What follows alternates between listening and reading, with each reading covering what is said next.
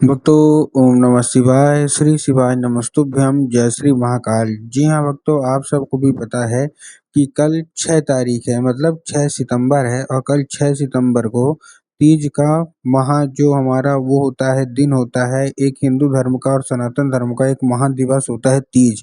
उसका दिवस आ चुका है। जी हाँ भक्तों, बहुत ही बड़ा दिन है आप सबके लिए। आपको करना क्या है, कैसे करना है, पूरा आपको बताने वाला हूँ उपाय कि आपको तीज के दिन कौन सा उपाय करें ताकि आपकी सारी की सारी मनोकामनाएँ, सारी की सारी इच्छा बाबा भोलेनाथ पूरी कर दें। आपको भी पता है कि जो तीज का जो त्योहार होता है वो निर्जला त्योहार होता है, ठीक? तो निर्जले त्योहार के दिन बाबा को ऐसा क्या अर्पित कर दें कि महादेव खुश हो जाएँ, आज की इस वीडियो के माध्यम से हम आपको बताने वाले हैं। तो बस उपाय ध्यान से सुनिएगा और अच्छे से करिएगा ज़रूर। अगर आपने आज का ये उपाय ध्यान से सुन के अच्छे से कर लिया, तो अवश्य रूप से जो कोई भी इच्छा है, जो कोई भी मनोकामना है, सारी की सारी इच्छा, सारी की सारी मनोकामना बाबा भोलेनाथ पूरी करेंगे ही करेंगे। ठीक है ना? देखिए, इस आपको भी पता है कि जैसे पूज्य गुरुदेव की जो कथा होती है, उसमें लाखों की भीड़ आती है। कैसे भीड़ आती है?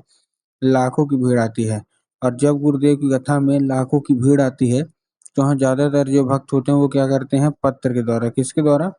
पत्र के द्वारा अपनी जो भी उनकी मनोकामना है ना, वो पत्र के द्वारा अपनी मनोकामना गुरुदेव तक पहुँचाते हैं। ये आप सबने देखा होगा, सुना होगा, ठीक? तो अभी पिछले साल की बात है, गुरुदेव की कथा चल रही थी, तीज के पहले की बात है, ठीक ना? क्या चल रही थी? गुरुदेव की कथा चल रही थी। अब जब गुरुदेव की कथा चल रही थी तो वहाँ लाखों की भीड़ आई। अब जब गुरुदेव की कथा में लाखों की भीड़ आई तो वहाँ आपको भी पता है जो भक्त होते हैं ना, उन्होंने क्या किया, जो ज़्यादातर भक्त हैं ना, उन्होंने क्या किया, पत्र के द्वारा अपनी मनोकामना गुरुदेव तक पहुँचाई। अब जब गुरुदेव ने पत्र पढ़ा और गुरुदेव ने जब पत्र पढ़ा तो वहाँ देखा कि सबकी अलग-अलग मनोकामना है। जितनी भी महिलाएँ हैं, सबकी अपनी-अपनी मनोकामना है कि गुरुदेव, किसी का धन प्राप्ति की मनोकामना है, किसी की कर्जा मुक्ति की मनोकामना है, किसी की किसी की कोई और, मतलब तरह-तरह की मनोकामना है। जब गुरुदेव ने ये देखा, तब गुरुदेव ने 2 से 3 उपाय बताए और जितनी भी महिलाएँ हैं, उनको ये बताया कि जब तीज आएगा तो तीज के दिन ये उपाय अवश्य रूप से कर लेना। तुम्हारी जो कोई भी इच्छा है, जो कोई मनोकामना अवश्य रूप से पूरी होगी ही होगी। तो जब गुरुदेव ने बताया और जब तीज आया तो लोगों ने जा के इस उपाय को घर में करना शुरू कर दिया। अब जैसे ही लोगों ने जा के इस उपाय को करना शुरू कर दिया, उनको फल मिलना शुरू हो गया। तो वही लोग गुरुदेव की कथा में तीज के बाद मात्र 1 से डेढ़ महीने के बाद वापस आए गुरुदेव की कथा में और गुरुदेव को एक बार फिर से पत्र लिखा।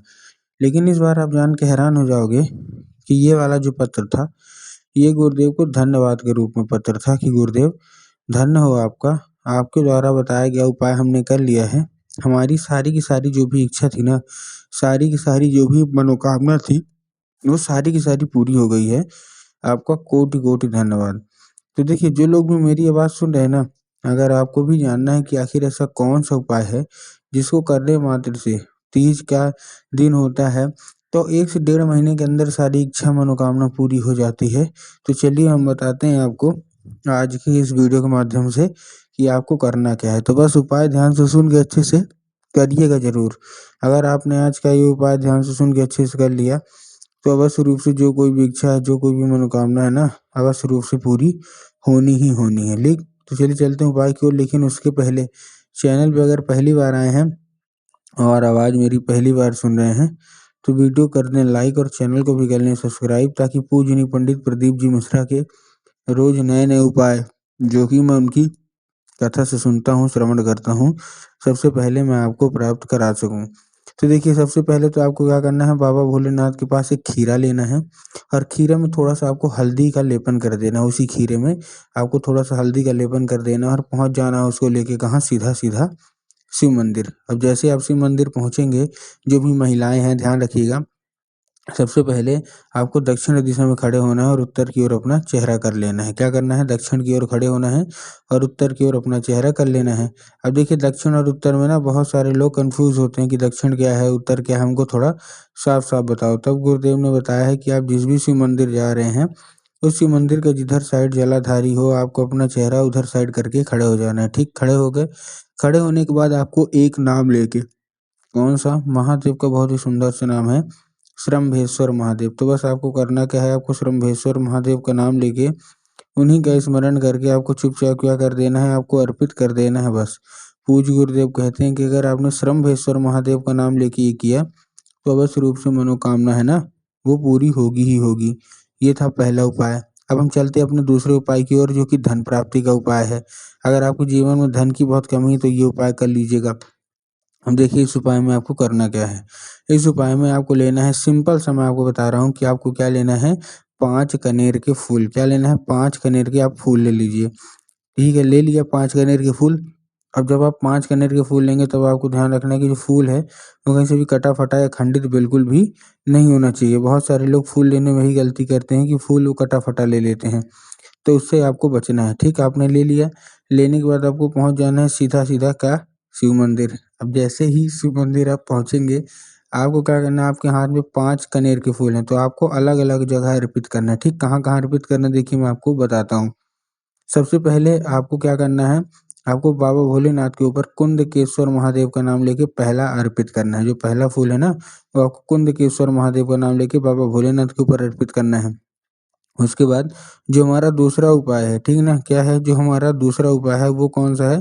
तो उसी में मतलब कौन-सी जगह है, वो आपको माता सुख सुंदरी की जगह पे आपको अर्पित करना है। अब देखिए जिनको पता है कि माता सुख सुंदरी की जगह होती कहाँ है, उनका तो ठीक, लेकिन बहुत सारे ऐसे लोग हैं जिनको यही नहीं पता कि माता शोक सुंदरी की कहाँ जगह होती है। तब गुरुदेव ने साफ-साफ बताया है कि जो जलाधारी है, जलाधारी के बिल्कुल बीचों-बीच माता शोक सुंदरी की जगह होती है। तो आपको क्या करना है, दूसरा फूल वहाँ अर्पित कर देना है। उसके बाद तीसरा फूल भगवान गणेश की जगह पे अर्पित करना है, जो कि जलाधारी के बिल्कुल बाएँ मतलब लेफ्ट साइड होता है। ठीक, तो तीसरा फूल आपने वहाँ अर्पित कर दिया।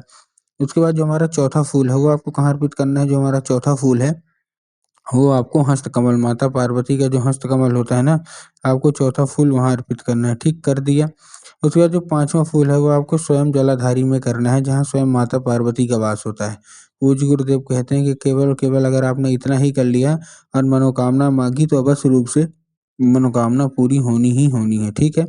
ये क्या है, दूसरा उपाय। अब हम चलते हैं अपने तीसरे उपाय की ओर, जो कि कर्जा मुक्ति का उपाय है। अगर आपके जीवन में कर्जा बहुत ज़्यादा बढ़ गया और कर्जा चुकाया नहीं चुक रहा, तो ये उपाय ध्यान से करिएगा। ये उस उपाय में आपको करना क्या है, कर्जा मुक्ति उपाय में आपको लेना है कच्चा दूध, और कच्चा दूध लेके पहुँच जाना है बरगद के पेड़ के नीचे। कहाँ पहुँचना है? बरगद के पेड़ के नीचे। ठीक, बरगद के पेड़ के नीचे पहुँच गए। बरगद के पेड़ के नीचे पहुँचने के बाद आपको 3 बार गोल-गोल घूमना है और परिक्रमा करना है मतलब, और मनोकामना जो भी है माँगिएगा। अब जैसे ही आप मनोकामना माँग लिए, मनोकामना माँगने के बाद आपको क्या करना है, एक नाम लेके, कौन-सा महादेव का बहुत ही सुंदर सा नाम है, बटकेश्वर महादेव। कौन-सा? बटकेश्वर महादेव। तो आपको बटकेश्वर महादेव का नाम लेके चुपचाप वो जो दूध है ना, वो आपको वहीं चुपचाप बरगद के पेड़ की जड़ में आपको अर्पित कर देना है बस। पूज्य गुरुदेव कहते हैं ज़्यादा से ज़्यादा 1 महीना, या ज़्यादा से ज़्यादा 1.5 महीना, इतने के बीच आपकी सारी की सारी इच्छा मनोकामना पूरी होनी ही होनी है।